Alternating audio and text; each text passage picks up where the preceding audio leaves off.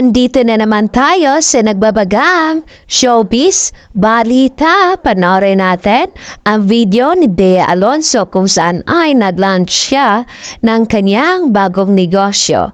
Panoorin natin ang video niya.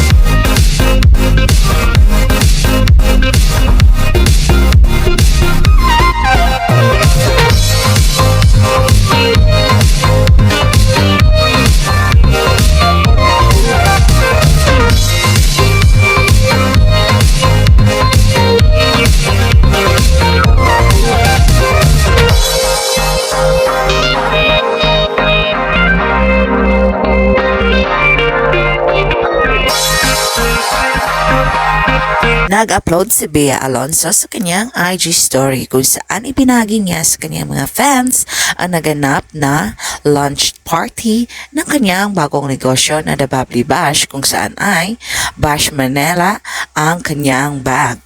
At nag-open na nga si Bea Alonso nito sa kanyang bagong negosyo kung saan ay branded na bag ang kanyang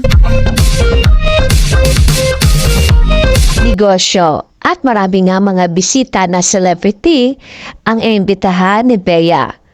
Isa na dito ang pumunta sina Darren Espanto, Jan Estrada at iba pa mga sikat na celebrity. At marami nga ang natuwa kay Bea sa kanyang bagong negosyo. At pakikita sa pictures at video na masaya-masaya si Bea sa pag-launch nito.